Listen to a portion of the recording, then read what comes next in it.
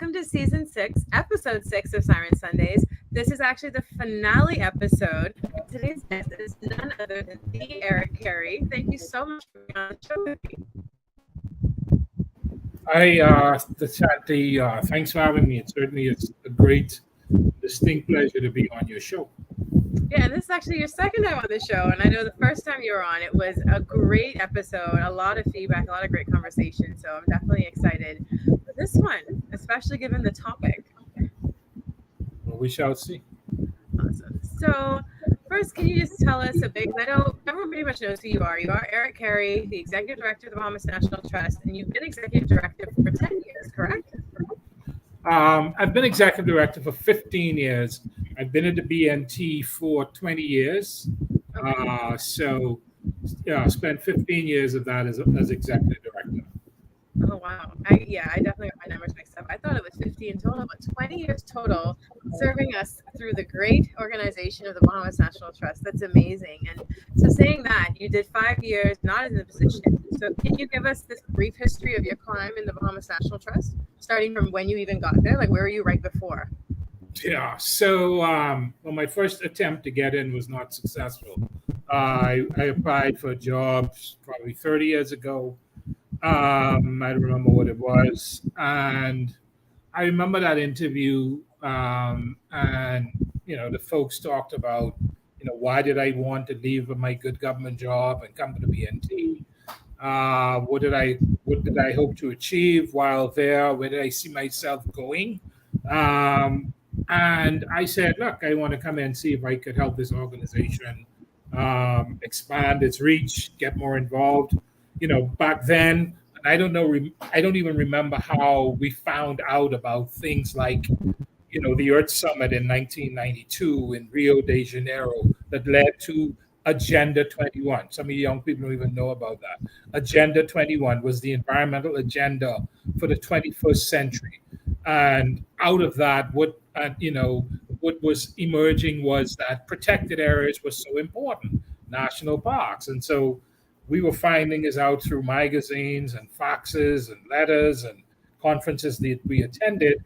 And the Bahamas just was not featuring prominently, that our national parks were not playing an important part. So I felt that there was an opportunity to really, I found out that we had a national park service, which was the BNT. And so I figured I could make a contribution. During the interview process, we talked about the fact that there wasn't a lot of growth, there wasn't a lot of awareness. One thing that was expressed to me was that, Bahamians generally didn't care a lot about the environment, which, and I had worked in agriculture. I'd been through the Bahamas because of my job, and having worked in conservation in the Department of Agriculture, I met a lot of people who were concerned about hunting, flamingos, fishing, turtles, way back then. So I had a different view, and I felt that, that is certainly not correct. I felt that Bahamians do have a strong interest in the environment, and I felt that getting there, I may be able to help the organization expand the reach and get to talk to a lot more Bahamians. So that didn't happen. A couple of years later, the position became available. I applied. God smiled on me, gave me the job. And, I remember entering the organization and not knowing a lot about how it functioned, not knowing about its finances. I remember my first couple of days talking to the bookkeeper, like, okay, so how are we looking with finances? Because I am responsible for paying people's salaries, something I had never had to do when I was in government. And I remember saying, yeah, we got a couple 100,000 available to us. I'm like, okay, we'll figure this out. And I said, okay, and then what else do we have in other accounts? And it's like, well, that's our overdraft, because some funding hadn't. So yeah, we were like in an overdraft situation because funding hadn't come in yet from some major land deal that the trust had made. So it was kind of scary at the beginning, facing the prospect of trying to figure out how to run an organization. You get a job sometimes, and not everyone, people have been in this position. You get a job and you wonder, okay, what am I going to do with this? Do I really know, what I'm supposed to do with this job? and you just get into it. And I just started working with the government to get more funding, focus a bit more on fundraising, uh, got more partnerships going, and the organization started to grow. So that's how I got in, and I set a course for now, which is to have it at a point where I can leave, where it's in a better place, where it experienced some growth, and hopefully it was meeting the needs that I saw back then that it should be meeting with respect to meeting the country's obligations on, protected areas and the role that they play, whether it's in biodiversity conservation, now in climate change, carbon sequestration, fidelity of sites for research, etc. All of these things, we're now able to do because of the work that we've done and the success that we've had. Definitely. So, what would you say during your time at the Bahamas National Trust is some of your proudest achievements? Like maybe like top three things that you got to accomplish under your leadership at the Bahamas National Trust. Number one is mentoring young people and providing opportunities for people like you, Elijah, and Mark, and Lindy. And I should stop calling names now because there's so many. Um, and providing opportunities for young people to get into the sector, whether that's with the BNT or whether that's with organizations, like our partners, the Nature Conservancy, PIMS, Brief, or the government. I mean, we have people who've come through my shop or, my mentorship. I say that with great humility, who are in any number of organizations in the country, including in the public sector. People in Department of Forestry, the Department of Environment Planning and Protection. So yeah, I think to me that's probably the thing I'm most proud of. Also proud of the fact that I was able to get real funding increase for the BNT. When I got there, the government subvention to the BNT was $25,000, and I remember, thinking this just can't be right. And I remember having a meeting with someone who was, because back then, yes, as you start to develop a public profile, people from both sides of the political divide, because I don't do politics, I talk to anybody. So I remember having a discussion with one individual, having coffee, and saying, well, what should we put in our manifesto and what should we focus on? So I gave him my best advice, as I'd given the other side. At that time, I saw a tide turning a little bit. So I said, hey, now I need something from you. In 3 months, you might be the deputy prime minister of the country. And what I need for you is to ensure that the Bahamas Natural Trust gets at least $1 million a year in funding. The sad thing about that, I regret, is I didn't say $5 million in funding or $2 million. So that individual called me back after the election, 2 days after the election, and said, you got it, it's been approved, the prime minister has approved. And that was transformative because that gave us real funding to really then start building the organization. So the other thing I'm really proud about is, increasing the staff, and that funding took us, from a staff of about 10 individuals when I got here, to 80 plus, where we are now, headed towards 100. And I believe the organization is going to grow after I leave because of things that are in the works, to double that number. But I'm really proud of that. I'm really proud of the Levy Preserve. That has certainly been a project I've spent a lot of time and effort on. There was one else in Luther, which you and I were involved in, the Seahorse National Park, which your mic's a bit muffled right now. I don't know if you. Okay, I don't know what's happening. Turn off the speaker, maybe. Can you hear me now? Keith, you said the Seahorse National Park. Can you hear me now? It's getting better, yeah. So I don't know what's happening, but so are you there? How are we sounding? It's sounding better now. So the Levy Preserve really special for me because I spent a lot of time there. It's in my hometown. It provided opportunities to get Eleuthera on the map as far as protected areas. And so I would say those three things: mentoring young people, increasing the funding to provide jobs for a lot of Bahamians, and then the Levy Preserve. Those are three things that I'm really proud of. Are there any others that I can pick from? But let's just stick with those three for now. Those are some really great ones. And I definitely have always heard when I had my time there that, the Bahamas National Trust had seen some like exponential growth in its staff and its projects. So beneficial. It has been very beneficial for me having had worked under you. And I always say that I was like, one day I'm going to come in and take your job, not this time, but in maybe give me another decade. So how has, from your perspective, because I think one of the most exciting things for me for this conversation is hearing you talk about the past, understanding like what the present is, but also where you see conservation going in the Bahamas. So in your time, over these last 20 years, how has conservation and the sector changed during your time? Yeah, so so initially it was the government and the BNT. Those were really the two entities, right? Mm-hmm. Over time, of course, what has really changed, and I think some of it has to do with actually the work of the BNT and the success of the BNT, is we now have so many more powerful organizations, whether that's BRIEF, the Nature Conservancy is here. Friends of the Environment was around a long time, but they've really grown and expanded and become a powerful local NGO. The Perry Institute for Marine Science is involved in science and conservation and education.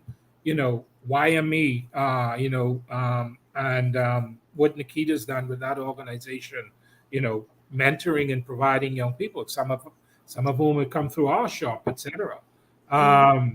The expansion of the government's environmental agenda. Back then, there was no real environmental legislation. The thing that we have to give Ferreira credit for is really the revolutionization of the environmental legislation. The passing the Environmental Planning and Protection Act is phenomenal. The creation of the Department of Environment Planning and Protection, absolutely phenomenal. Over my time as well, the Department of Forestry was created. The Department of Forestry did not exist. So many more players. And initially it was quite interesting, because I think people, as they started to grow their organizations, there was sort of a weird vibe where we have to grow almost at the BNT's expense, or like there was certainly, I've heard the view expressed that the BNT didn't want to share the spotlight, which was never, ever, ever, ever, ever, ever my philosophy. My philosophy was always to encourage growth, to see organizations come on stream, because they all have different mandates. They don't have the BNT is a phenomenal organization, but we are also, complex because we have a close relationship with the government. We are an official advisor to the government. We are statutory. We manage public spaces on behalf of Bahamian people assigned by the government. So when you see other organizations coming on stream, like Waterkeepers or Save the Bays or Bahamas Natural Resources Foundation, there are now so many organizations who can pick and choose so many other mandates that perhaps the BNT was not able to effectively choose to do. And then you have within the private sector, incredible environmental advancement in the environmental field. Stacey Moultrie and what she's doing as an environmental consultant and providing support for NGOs and strategic planning. Braun, the massive Braun that stole half of my staff. That's a conversation with Carlos at some point. Disney just stole two of our brightest, Bradley and Vachancia. But that's how the sector has changed. And then you got people like Janine Bullard. Janine came through our shop. Janine is having great success as an environmental consultant. We have Tanya Ferguson, who I started training Tanya at the Botanical Gardens where I started out. Ethan also provided a lot of training for Tanya. I mean, the person sharing the screen with me, obviously, uh, very precocious and extremely forward individual who accosted me when I was going to dolphin encounters and said to me, "Hey, my name is Ashanti Job. I'm going to work for the BNT. Just let me know when." And you know, it happens. Lakeisha Anderson, who was with the Department of Marine Resources, and she joined the organization. David Knowles, who was with agriculture. So the sector has really grown and expanded, and I think a lot of what is being, of course, there's a huge need. The Bahamas is facing so many challenges. I mean, climate change, obviously, yes, everyone knows that's there.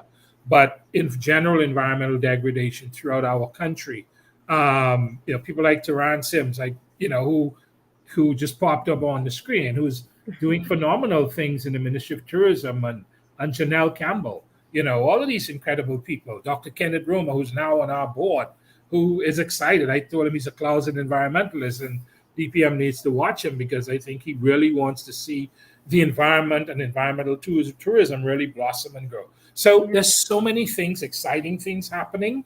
And I think what I'm proud of is that I have been, along with people like Eleanor Phillips, a part of creating capacity to meet these needs, whether it's, placing people in the office of the prime minister who would have, or whether it's placing people at DEP or supporting what they're doing. So, yes, the sector has changed from being the government and the BNT to being the government really expanded, the BNT and 10, 15 other organizations, that, I mean, some people don't even hear about. Andres Conservancy and Trust, San Salvador Living Jewels, that you and I work with closely in San Salvador. We need to figure out a way to get back to them. Your new role, I will be speaking to you. But yes, there's so many organizations helping this country to meet this incredible mandate. Our environment is what we have. It's our stock in trade. It's the number one thing. It's the only thing that sustains us. Fisheries, tourism, diving, protection from hurricanes, whether it's coral reefs or coastal mangrove buffers, you name it. Our environment is everything. And I think what has changed in the past 20 years is that we have a diversified portfolio of people involved in regulation, management, studies, you got it. And I think it bodes well for, what's going to happen with our country going forward as far as what it needs to ensure that we're able to continue to protect this very valuable resource that we all depend on. And as you were saying that just now, I had a thought, still from your perspective, because I know, yes, we've seen growth with government agencies expanding, with nonprofits expanding, but as far as the public, right, the Bahamians that are not in the conservation sector, do you find that there's been more of a attraction for Bahamians to get involved, or has it been the same? Huge. Huge. And I forgot that. There's something else I'm proud of, is that the environment is a household name, okay?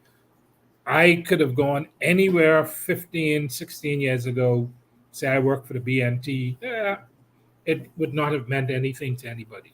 Now we travel, and our logo and others as well, but the BNT, certainly from the BNT's perspective, everywhere I go, people are excited about the environment. I went to the Ministry of Works to meet with the Minister, Honorable Alfred Sayers, recently. And from the parking lot to the security to the elevator, I stopped at a floor. Someone shouted on me, "BNT, great job. You all need to help us with this project. I want to see this thing going." So yes, I think Bahamians have really got involved in caring about their environment and wanting to be involved. And the work of the BNT and other organizations has provided opportunities for people to be, whether it's just reporting issues that are happening in their communities, or finding ways to volunteer with organizations like the BNT or Brief or others. Kids have seen their kids benefit from environmental education. But yes, I can't pass through an airport without people wanting to have a discussion about either something on their island or something that is important to them. So yes, general environmental awareness within the cabinet. Within the cabinet, I have discussions with people, with honorable members of the cabinet, and you realize that there's a keen sense of awareness, even at the level of the cabinet. So I would say from community to organizations, to government, to the church, there's a strong awareness about the Bahamian environment. And again, that also bodes well for the work that we have to do, because you cannot do this work and you will not have success unless the people who you are working hard to benefit are involved.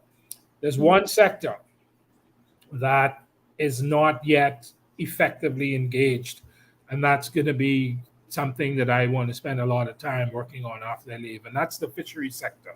I was about to say that. You gotta let us know. Yeah, you and I have worked, when we worked on, I don't remember what that project was, Bahamas Protected or whatever, where we, for the protected areas that we got declared. But there's still, I think, amongst fishermen, a feeling of having been left out. Even though we tried our best, I don't think we've done a good enough job. And the fishermen are really important. They need to be a full part of the discussion. And so we're actually working on a project right now, Chantal and Lakeisha and I, on a project, some funding. And an important part of that is to provide support for institutional strengthening for the BFA, the Bahamas Fisheries Association. I think it's a powerful organization of fishers, formed by fishers to benefit fishers. And I think they will be a powerful, if we can get them strengthened and have more institutional capacity, I think they will provide an important interface for conservation. Because too often, we go to communities, you meet with fishermen, a lot of times they're out to sea, or, they're somewhere else. So they're not out to sea and they've gone to Nassau because that's the time that they have to do that, or they're traveling on vacation. So fishers are really important. And one of the things that I'm certainly leaving in place is a strong mandate to involve fishermen more in the conservation discussion, because they are absolutely critically important. I do remember that being, because I started, I was at the trust, I think I got there in 2016 or 2017. And I remember just even in my short time realizing that fishermen were left out, and they voiced that. And the project definitely did a great effort to include them in these competitions, to the point where we would have meetings and still stay after, because we knew, well, fishermen didn't come to the meetings, but they were trickling in after. We might see them down at the restaurant hanging out, and we would stop and talk to them, because I remember you would always emphasize, meeting people where they're at. Like you have to stop and talk to people. You have to be able to understand their perspective. And I remember that being a really crucial part of working on that project. And so another interesting thing I would like to hear your perspective on is, where do you see it going? Like, do you think that right now it's just a trend, and eventually, environmental work or conservation will kind of fade away? Or do you see the Bahamas continuing to really put this in the forefront of our mandates? Oh, no, it won't fade away. I mean, a lot of us that work in this field work locally, and that is absolutely important. But a lot of us also have very good international perspectives because of some of the work that we've been required to do, or some of the studies that we've undertaken. And we know that from those discussions, those international linkages, that countries are at different stages. Like the U.S. National Park Service, they celebrated 100 years. They had 100-year anniversary a couple of years ago. They're not slowing down. They are building on their capacity. They're making their parks more and more important. Climate change is with us forever. It will forever change this planet, and our countries and our people will have to learn to live with, adapt, and just deal with the issues that it presents. So we're going to always be having to face issues relating to climate. The environment for the Bahamas, again, it is what we trade. It is what we sell to tourism.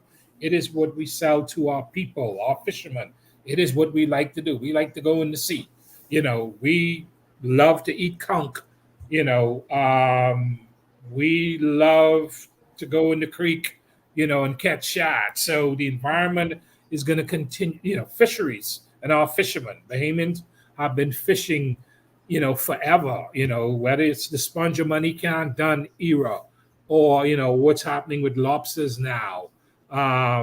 Fishing is going to continue to be an important part of what we do. And so protecting fisheries for fishers and for people generally is going to be something that's always important. Um, the climate change is going to have impacts on our islands. We are going to lose, sea level rise is real. It's a real threat. And so certain ecosystems are going to be threatened. Fresh water is going to become more scarce. Unfortunately, the intensities of storms, we know that's what the people are predicting. So the environment isn't going to get any less topical, and it's not going to be any less important. And so there are going to be many, many more jobs available. I told the minister of the public service, the Honorable Fred Mitchell, and Minister of State Honorable Pierre Roll, and I told Minister Alfred Sayers, and I told the Prime Minister, the BNT could employ 300 people. We could have 300 people in quality jobs throughout this archipelago. If you think of some of the places places and spaces Sweeting's Pond, when that gets created, and that's going to happen soon. Clay Sweeting, I know the Honorable Clay Sweeting is driving that home for me very soon. Sweeting's Pond can employ 25 people. Bonefish Pond, 25 people. The Andres Park system, 50 people. Yeah. The Grand Bahamas system, 30, 40 people. So when you start putting, and these are quality jobs, the Exuma Keys Land and Sea Park, which runs off of 5 or 6 heavily stressed people. 10, 15 people needed to run that incredible national park. So when you start looking at things like that and bringing these parks on stream, incredible opportunities. So the opportunities, and that's not only for wardens, it's for environmental educators, scientists, communication specialists, fundraisers, park planners, grant managers, future EDs. So it is not going to get any less important. The environment is going to continue to be important for us, and I dare say it's going to be even critically more important as we try to figure out how to deal with this monster. It's called climate change. Yeah, and I can definitely say what I've noticed over the years, and especially through my show, is there are so many and they're so passionate about coming home. So I do hope that the BAT can continue to be a place for them to, get started, or this is where they stay and this is where they grow to help benefit the Bahamas. And I know we have a really good question in the chat. I'm going to pop it up. What advice would you give to the next generation of Bahamians with regards to handling the challenges they will face in the next 50 years? So you have to elect good leaders that are held accountable to make great decisions, good decisions about our future. So we have to make sure that the environment is an important part of the national political debate when we're electing leaders, and when leaders, we need to have objectives for them that seek to protect the environment, and we need to hold them accountable. So people can focus on making sure that our political leaders understand, commit to, and deliver on promises to protect the environment. People can get involved in studies, preparing yourselves. When Eleanor and I started this, many years ago, and we started talking to young people, young people would come to us, their parents would come to us and like, oh, this boy wants to study marine science. I want him to be a doctor.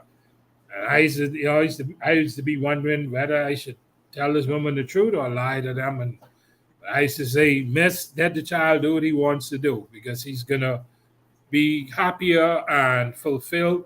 But in all honesty, I didn't know that child was gonna have a damn job, right? That's the reality. So that was the reality back then. That's not the reality now. If a young person comes to me now, a parent comes to me, my son wants to study XYZ, I can say with full confidence, absolutely 100% encourage them. There are opportunities not only in the non-profit sector, within the government, within working with people like Stacy and Braun and Janine and Tanya, environmental law, environmental engineering, so many things, etc. But also what people need to think about is sustainable development. So everything you plan for the next 50 years must be based on a sustainable development principle, right? You cannot no any longer build on the beach, destroying the dune. You cannot continue to dredge and fill wetlands. You cannot continue to destroy forests, and put in housing developments without leaving 60% of the forest intact. So you need to have resilient construction, right? Government has an incredible opportunity. The current minister of housing seems to have a very aggressive housing agenda. There's an incredible opportunity for the minister and her team to apply sustainable and resilient construction principles to public housing. But Bahamians should think about, how can I make my home more environmentally friendly, more sustainable? Solar panels, which used to be out of reach for people, are no longer out of reach. If you're building a home, even a modest home, you can still afford solar panels, with your financing. And, those solar panels, the cost of fuel, the cost of electricity, BPL, or whoever, you're going to pay for those solar panels in short order, and then you will never have an electricity bill again. Also the thing is, I still see people building in areas outside of wetlands, but close enough that I know that there's a storm surge, you're going to get some flooding. Build high foundations or build on stilts. So, Carlos Palacios has any number of incredible ideas about how to build in the for the 21st century, especially areas close to the coast.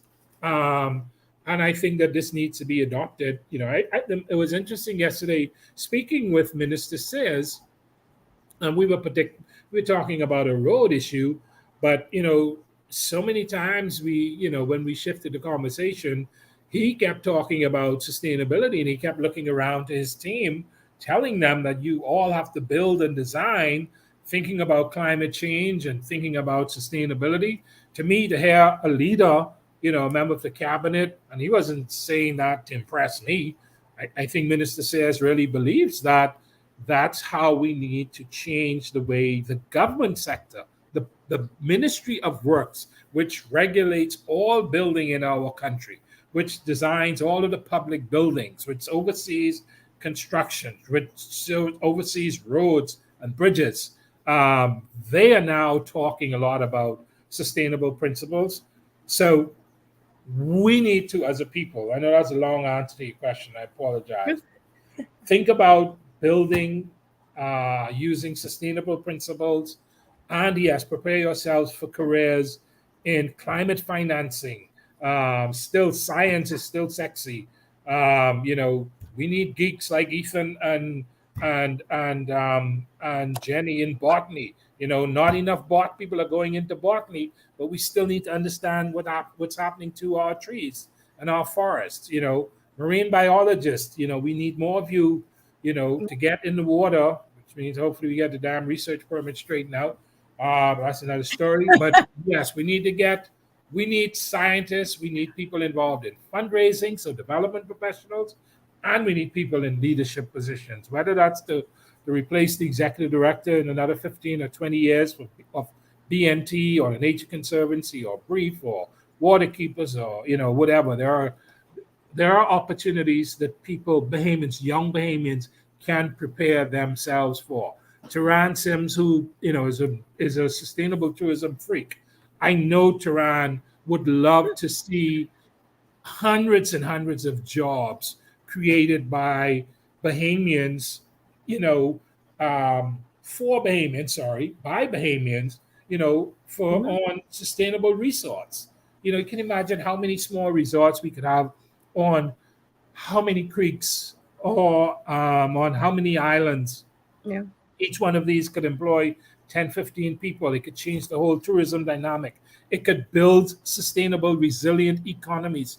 One of the things we're working on right now, one of the projects we're working on, a Blue Finance project the BNT is working on, is building, creating nature based economic opportunities, in communities for people in and around protected areas. And so that is going to be something we're focusing on. Because you go into communities, and again, getting back to the fishermen, but when you go to communities, people say you're just taking something away from us. What are we going to get? How is it going to benefit us? And yes, you can have the philosophical argument about in 20 years, you can have more fish, you can have more crabs, you can have more whatever. But what can this do for me in the short run? And I think these protected areas can support enhanced tourism, small scale, high end job creation in the tourism sector. Right. I know we actually have a question from Joseph Darble, who wonders, Eric, how can we get a real and effective environmental program in our schools? How do you think we can? Well, so I think, so I think, I think there are some powerful environmental programs in the schools. Certainly the Bahamas National Trust for 20 years plus, 25 years, we've been doing Discovery Club, which, at one point was in, we probably had 70 clubs in 50 schools. So we're still doing Discovery Club at several levels. We're changing it a bit. I've certainly seen Uncle Joe and Waterkeepers, doing stuff with students. So every organization needs to have an environmental education program. And I agree with Joe. One of the things we're doing with Discovery Club is actually changing it so it's more field based. So you get kids out into the field. I had a discussion with Portia and the team a couple of years back, as we started going into COVID, about Discovery Club and getting people out. I went to my alma mater, Tarpon Bay Primary School, and I was talking to one of the Discovery Club leaders, and they were like, look, we got out there is a beach, in the sand. Behind us is a wetland. Up the road is a coppice, and there's a cut through the hill that shows geology. How can we get these kids outside more instead of doing exercises in the classroom? So we've adjusted our program to be more experiential, to be outside. And I would encourage all of the organizations that have environmental education programs to get people outside more. The thing we realized after the pandemic lockdowns and people started to come outside is that people wanted to get out into nature. And so education is no different. Environmental education is no different. We need to get kids outside. We need to get kids having real practical learning experiences, as part of the education. And Joseph stressed we can use 35 environmental workers on Grand Bahama right now. So I definitely hope that they can get that. And here's another question. What is some of the lowest hanging fruit that you feel your successor should focus on? I love the pivot here. We're definitely getting into the curious questions about who's next. What should they focus on? Like some of the easiest things that they can carry over the finish line, even. Certainly, my success is going to focus on getting more people into parks, right? That's what the trust does, and I think with leadership change at the BNT, there are going to be new ideas. There are going to be some things that the new leader does, she or he, certainly different than I do. But our core mandate is managing the national parks on behalf of the Bahamian people. So that priority that we've been focusing on for the past 4 or 5 years. When I took over the BNT, I had to build an organization, hire some people, find some funding, straighten out some stuff, get people to like the environment, to like the BNT. And then we were able to start doing things like the primeval forest, a couple of boardwalks, etc.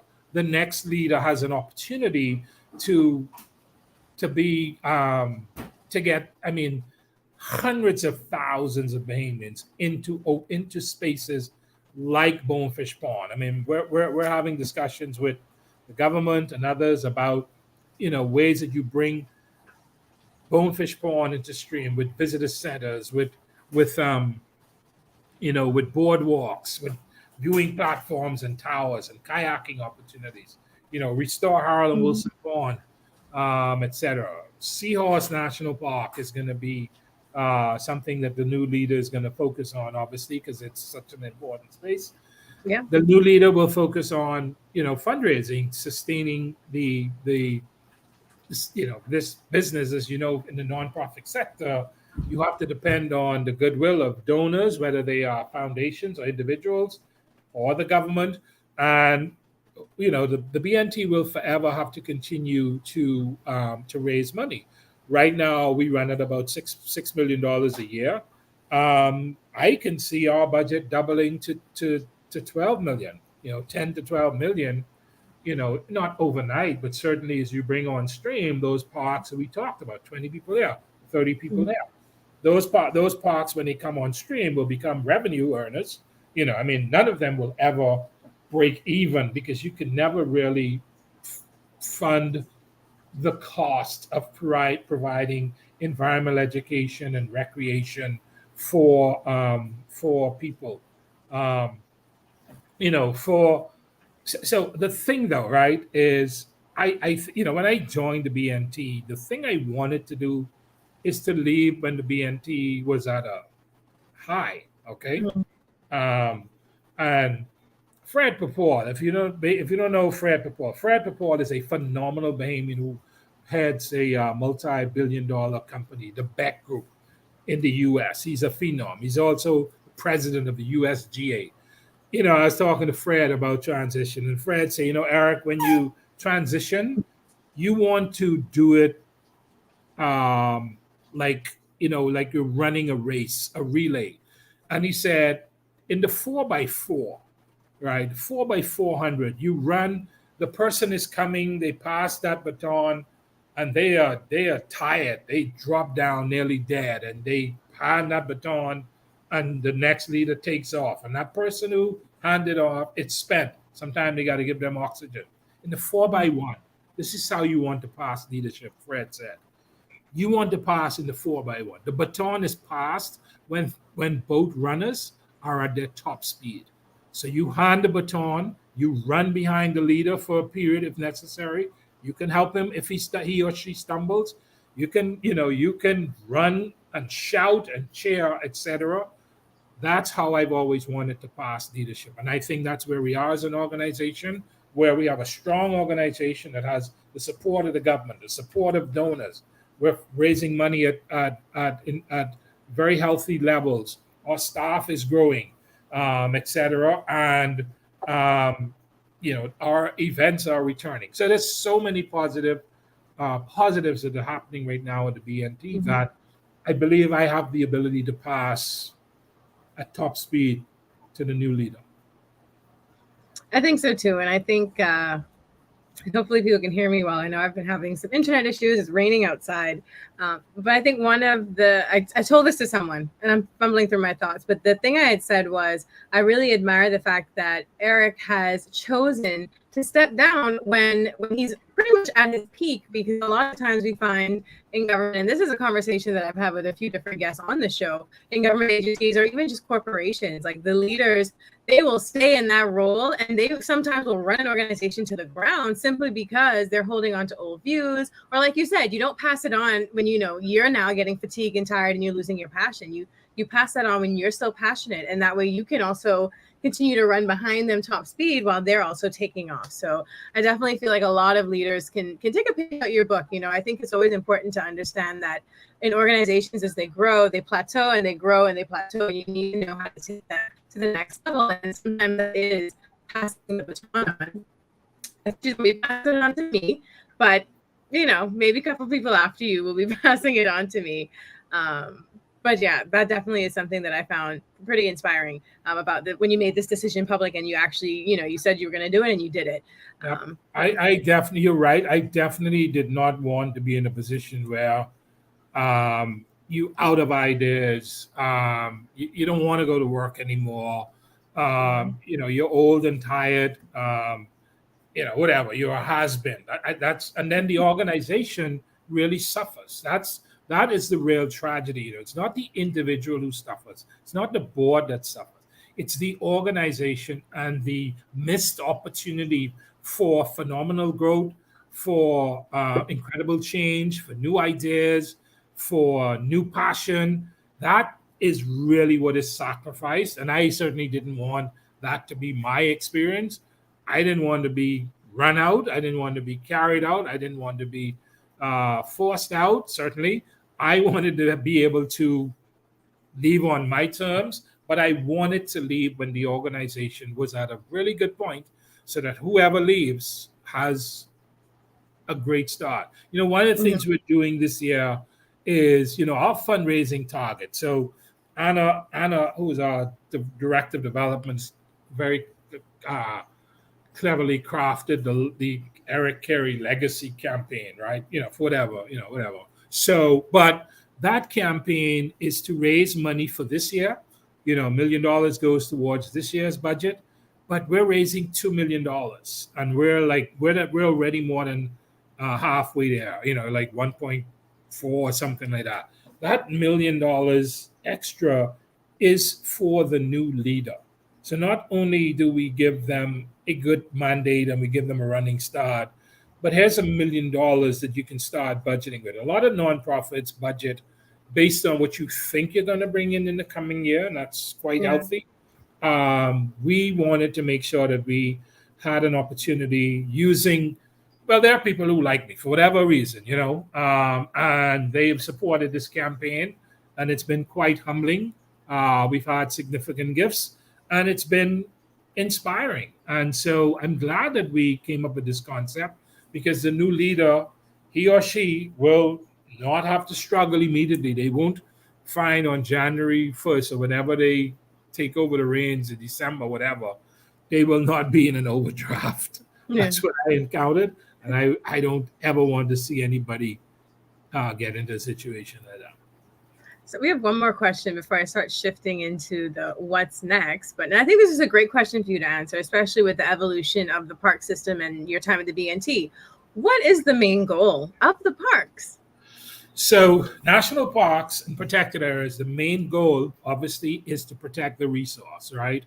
Protected areas are identified, realized, acknowledged as the real unit of conservation. If we do not protect areas for fisheries, for forests, for large mammals in places like African countries, etc., then there's no way to really effectively manage. You can't manage a fishery by just telling people, don't catch, so much fish, or don't do whatever. You have to have protected areas where you can put in place stringent managing regimes. They don't have to all be no-take, but you have the ability to manage through management prescription how that resource is managed. So the goal of a protected area is to manage the resource. Another important goal that has emerged is that certainly for the BNT, it's to provide opportunities for people to enjoy nature, right? To get out into the parks. So it's to provide recreation. So the goal of our parks, protect the resource, provide recreation, and also to provide economic opportunities. And we talked about communities. We have concessions that we have, whether it's people like True, taking people kayaking in Bonefish Pond National Park, Ultimate Tours, throwing a plug for True. Whether it's people taking people fly fishing in national parks, etc., providing economic opportunities. So the goal of the park is multi-purpose, multifaceted. Number one, to protect the resource. And when you start doing things like concessions and allowing people into parks, you have to be aware of carrying capacity. You can't put too many people in a park that you start to threaten the very resource that it was created to protect. So it's about striking a balance. But yes, you need to you want to get people into these spaces so they can experience conservation themselves. They experience conservation, they see the benefit of it, they will then want to support it either by becoming members of organizations like the BNT, or by providing, becoming donors to our organizations, or they get into leadership, whether it's in the private sector or the public sector or in the government, and they are influenced towards positive decisions because of the experiences that they may have had, whether it's in our environmental education programs or through visiting national parks.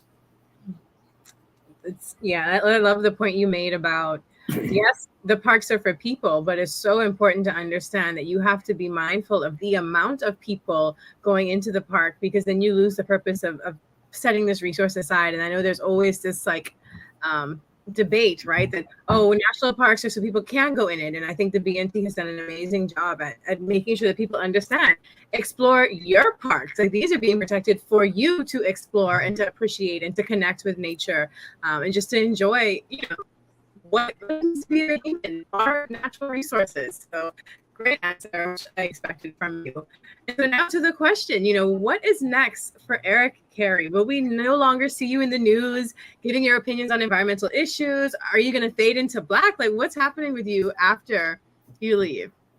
So, as I've told everybody, when I left Tarpon Bay, Eleuthera, either late August or very early September 1974, to come to the government high school, having passed common entrance, and we took off on Pan Am.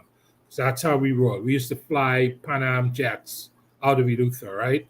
And Bahamas, there came Eleuthera. That was like let down because we were just spoiled, right?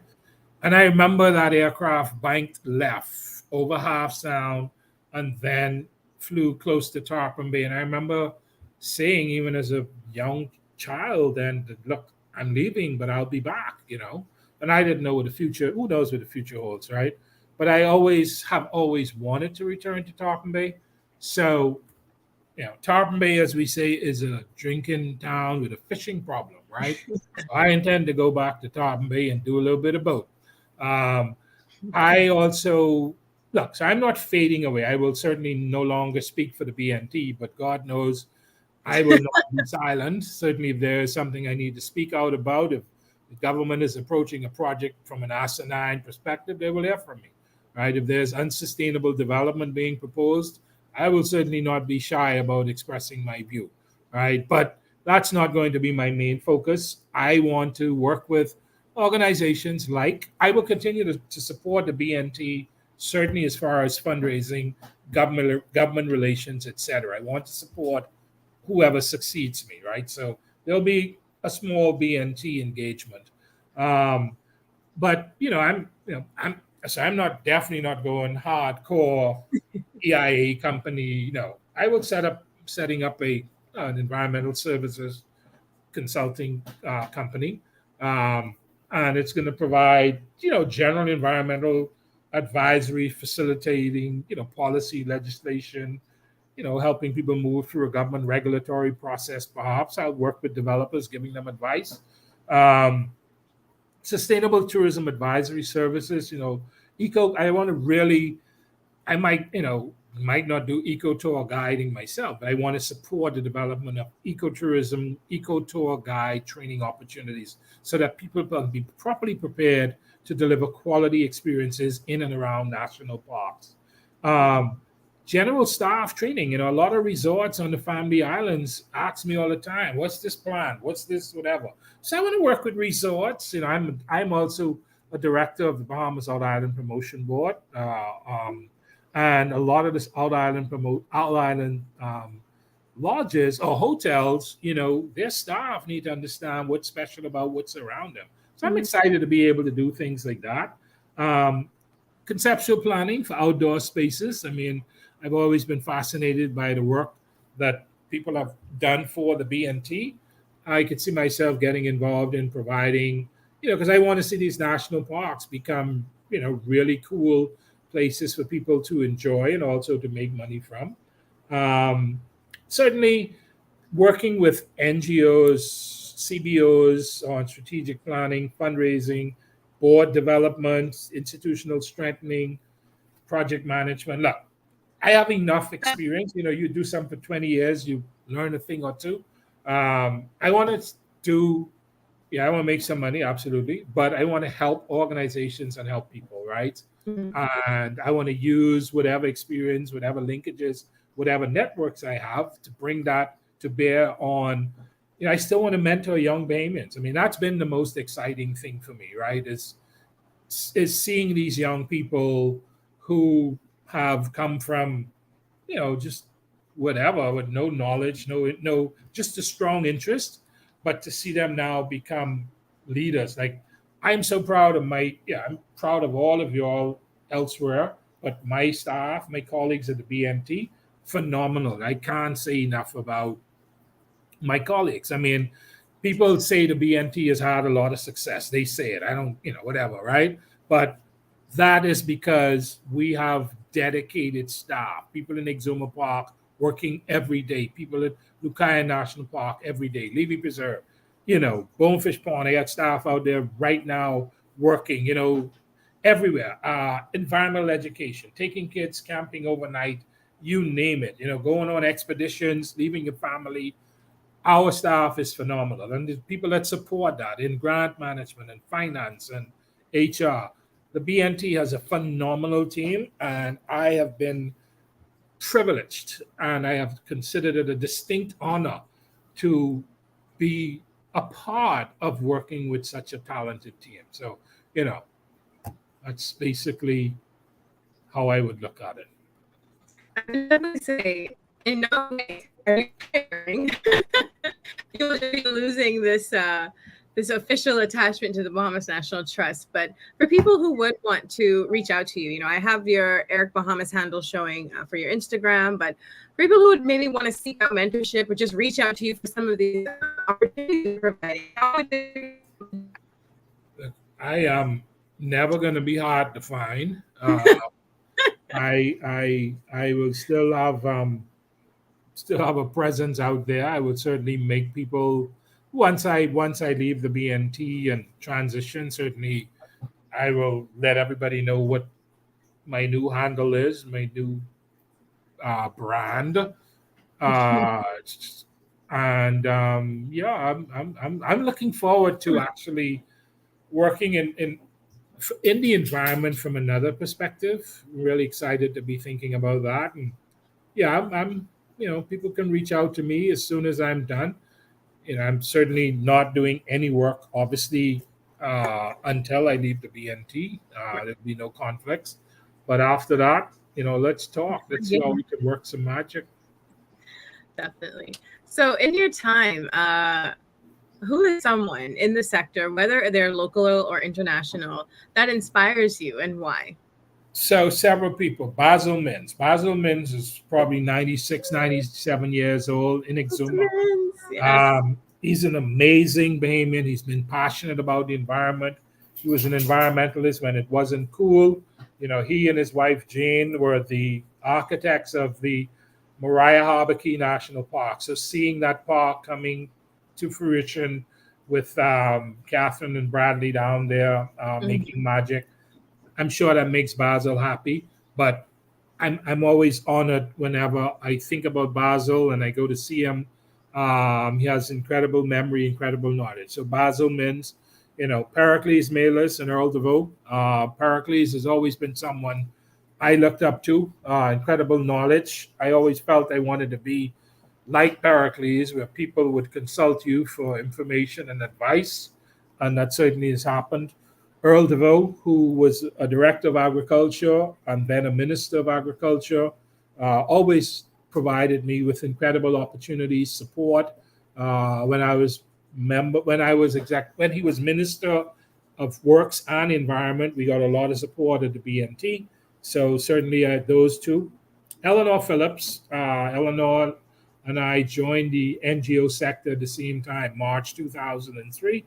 And we've had parallel careers. She's certainly someone I admire tremendously. She's an amazing regional treasure, and from an environmental perspective, nationally as well. Maurice Isaacs, the late Maurice Isaacs. Maurice and the late Jill Weish got me into conservation. And Maurice passed away recently, but he was passionate. He was a giant in CITES, and I remember him fighting the entire world as a little short in stature, powerful from a tiny country, but standing up to countries like Japan and others who were thinking about unsustainable practices, whether for whaling or ivory or whatever, protecting sea turtles. So more Dr. Maurice Isaacs. And of course, my young Bahamian colleagues. You are here on the screen. So many, I won't try and name them all. Certainly those within the BNT and those who have gone elsewhere. Y'all are my true heroes, and I could not have done anything. Of course, my wife and my family. Of course. Yeah, we get Charlie. I couldn't do what I did without my wife. Certainly she understands all the calls, all the emails, every day, all day, all night, because sometimes that's what it's required. My sons, Graham and Chris, putting up with that. So it's been, I've had heroes all around me, and I really appreciate everyone who's helped me, because this is not something one can do. I don't care how powerful anyone is as a leader or as a strategist. If you don't have people who believe in you and support you, and if you're not going to accept criticism and be prepared to pivot, if someone is giving you advice that tells you that you should go in another direction, if you're not man or woman enough to do that, then you're not going to be a good leader. So, I've led from the front, but I've been supported from behind and below by a powerful, powerful team. Shelby White, I could never do anything. I could not have done, much of what I've done in the past, 12, 13 years. She's our major benefactor for the Levy Preserve. She supports the BNT generally. I know she's going to support Sweeting Spawn. So Shelby, big shout out. A lot of people. I have many heroes. A lot. But that's important to realize, because that means you've obviously interacted with a lot of people, and I'm sure as much people as have inspired you, you've also inspired. So, which brings me to the last. My climate change hero is Philip Edward Brave Davis, the Honorable Prime Minister. I really like how the Prime Minister has taken on this climate change agenda from a small country, and has really gone powerfully abroad. And he also gave us our San Salvador parks, got those leases to us in record time, shortly after we met with him. So Prime Minister is one of my heroes. As far as his environmental agenda, I think he's going to have a powerful environmental legacy if he keeps up. So PM as well. Definitely. I have been inspired by the government's recent focus on the environmental issues like climate change. But for some final thoughts as we close out this amazing episode, I knew it was going to be a great one. So many great questions and comments. What would you say lessons learned from your career to inspire someone who might be potentially wanting to be the executive director one day, or maybe running their own NGO, or just to become a leader, in this conservation sector? Well, one, you have to care about the environment. You have to care about your country through your care for the environment, right? So it's this thing is really, you're driven by passion. You don't do this because certainly you want to make money, you want to get a salary, but that's not what drives you in this sector. You're driven by a love and a passion for God and country. You're serving your God through your work for your country and your work with your NGO, and that could be a tiny little NGO in Cat Island or San Salvador, or it can be a nationally focused NGO like the BNT or Brief, or etc. Um, find that passion. You got to figure out your career, the training, and certainly your career in the sciences is important, but not absolute. Certainly, someone who has a passion, there's an incredible opportunity for people who believe in social enterprises. People who want to create economic opportunities around nature, right? So you need to have broad shoulders and thick skin. I've been called everything but a child of God. My wife is still looking for the millions of dollars that people have said I've been paid in bribes. You have to have a very clean and enviable and respectable record. You cannot do this if you are compromised, right? And I can tell you, I have given up many opportunities because I believed the prize was here. Leaving the BNT, having had a successful career, having impacted people, having done good for so many people. And that's what you don't do this for yourself. Sure, people see you in the press. Oh, you're on the news all the time. You like to be on TV. Look, I don't like to be on TV. The press find that I have something interesting to say. I'm guided by my team and what they tell me and my experience. But yes, you have to be prepared to speak out against for what you believe in. You have to be prepared to accept the criticism. Some people are going to tell you, you don't, some of the things we don't fight. People say you should fight every possible development that comes on stream. Yeah. Developments provide job opportunities for people. So we have to give developers the opportunity to go through the process before we cut them off at the knees. So you have to be patient, passionate. You have to have empathy, and you have to love working with people. That's enough. But that was beautiful. And I know my friend shot me a private comment saying, I feel like that question was more for you than the audience. But people can benefit from that, even if I will also benefit significantly from that. So I do appreciate you sharing those thoughts. I'm sure everyone, just like I am, is very excited to hear Unfiltered. Once, once you are unaffiliated, some of the things that you'll say when you do stand on issues happening around our worlds, unbridled. Definitely. So thank you so much, Eric. I always appreciate having you on the show. I hope that this does not mean this will be your last show. I definitely would love to have you as a regular, maybe on a future season. But thank you for doing this one. I'll be back. Thank you. Thank you very much for having me. Yes, thank you so much. And thank you to all our viewers for riding another wave with us. This was the finale, so I hope to see you guys after our season break. Enjoy the rest of your Sunday.